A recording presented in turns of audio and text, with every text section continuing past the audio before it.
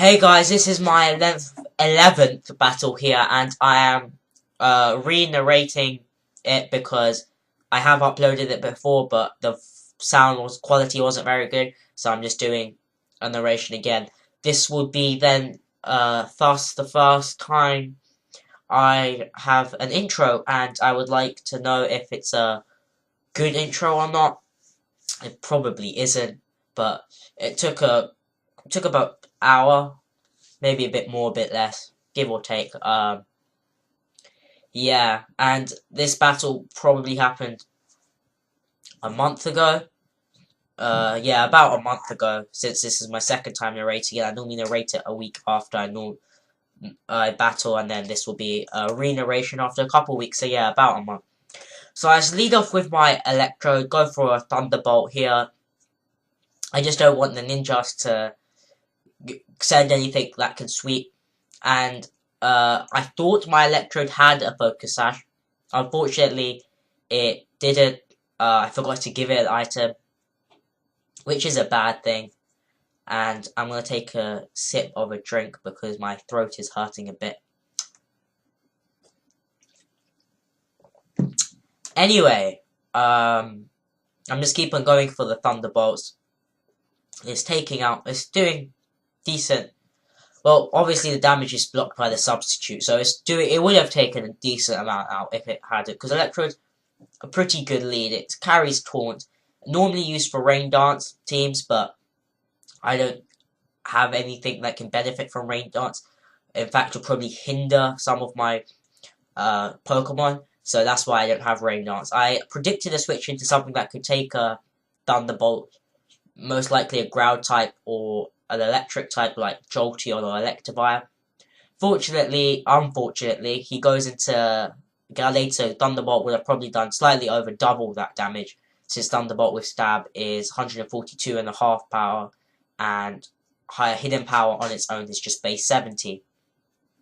Switching to Espeon, generally as fodder, something that can take a close combat really. But yeah. And it takes it pretty well. So bulky Espeon, though it's not commonly seen, normally they either choice Scarf, choice Spec, Calm Mind, Sweeper, but this is actually a bulky Calm Mind Baton Passer. And though it is unable to Baton Pass anything at the moment, it has taken a decent chunk out of the Gallade, and I was able to scout what type it was. This guy's team was incredibly offensive, with Ninjask as the main guy, passing onto things with bulk, but normally don't have the speed to sweep. But fortunately for him, they do now, since they gain the speed from the Ninjask Speed Boost Baton Pass to them. So Baton Pass is a pretty good move here. I'm just going to go for the extreme speed again on the Floatzel after I take out the Gallade, after it does really no damage. And since it's a banded Entei, I know it'll do a decent chunk. It does over half. And he goes for the Waterfall, and due to Entei's sheer bulk, it is able to take one. Entei, before a couple of months ago, before the movie event, with Zorok and the 3 legendaries of Johto, Suicune, with Raikou and Entei, it didn't learn any good moves, and now it does. It learns Flare Blitz and Extreme Speed, which is great coverage with Stone Edge and, say, Toxic or, I don't know, another move. It's got decent coverage now, but it's still outclassed by Arcanine, since Arcanine has very similar move pool, but it has similar stats, but Arcanine has a bit more bulk and the better ability of Intimidate or Flash Fire. Entei just has Pressure, which isn't that good. But I think they have similar stats otherwise. But Arcanine is just used more, even though it is slightly slower. I switched out from the Floatzel because I thought he carried Aqua Jet. Unfortunately, for me, it was a silly play, since why would he carry an Aquajet on something he's going to bat and pass into, but either way, it was a bad play, and my Electrode goes down due to it. If my Electrode either carried a Focus Sash or a Life Orb, either one would have been useful, since after he switched out from the Floatzel, it would have caused this Lucario to have been knocked out, since it's on very low hit points at the moment, and the extra Thunderbolt damage would have been beneficial on it, and I will still have my Electrode left to use later. Here I think he's banded, since he went for the extreme speed twice in a row, and I did not see Life Orb recoil. I thought it's a good time to go into Empoleon, go for the agility. Unfortunately, he isn't. Maybe he's a Muscle Band or Expert Belt, but either way, or a Lumberry possibly, but either way it does KOs my Empoleon, and I can't do anything about it. I switch into Executor, hoping it either could take a Crunch or, well, it has a Shadow Claw. Normally they have Crunch. This Executor is very helpful with Entei, because it can sleep something, then Sunny Day, Solar Beam if they are low health, like I will do to this Lucario, and then Explode. So you've used 2 turns of Sun, one for the Sunny Day, one for the Explosion, and that means you still have approximately 6 remaining due to the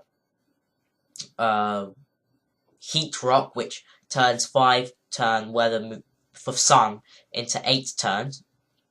And that means you have 8 turns for a banded Entei's Flare Blitz in the Sun, and trust me when I say this, it can pretty much 2-hit KO everything in the game. I think it can even 2-hit KO a max defense Blastoise Flare Blitz, but don't quote me on that completely. I predicted either the Area Ace or the X-Scissor both would have done mass damage, and so I switched into Exploud. It's pretty bulky, as most normal types are. Not all, but most are pretty bulky. Going to have another sip here.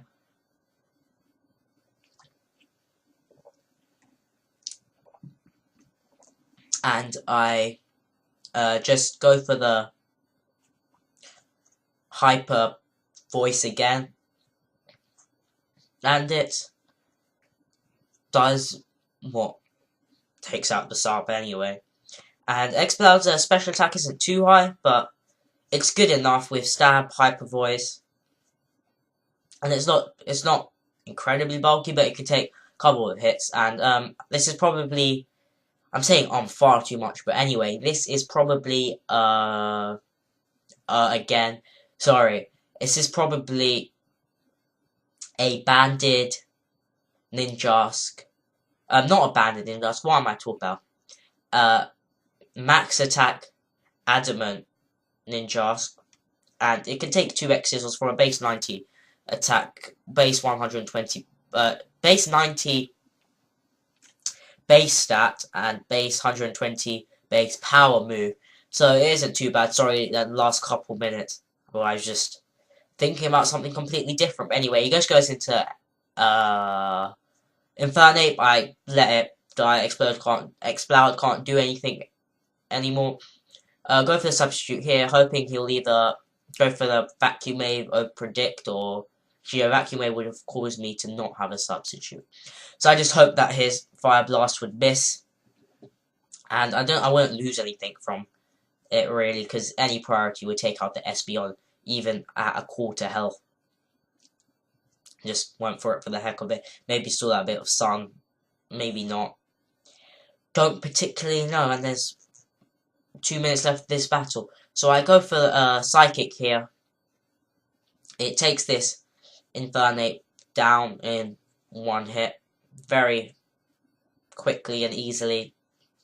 Super effective stab. Even though this isn't max special attack, Infernape is very fragile. It's a great sweeper, end game sweeper, or even middle game sweeper. Or even as a lead, but it's very fragile. Pretty much any priority can at least 2-hit KO it. if not KO it. Goes into Floatzel here, and someone's talking to me on Skype, but goes into Floatzel here, and I just kill it off. Maybe he was trying to bluff the Aquajet for the second time in a row, but I'm not really sure. Just typing here, sorry. Anyway, he goes into the Staraptor. Go to the Psychic here. Crit would have been very advantageable for me.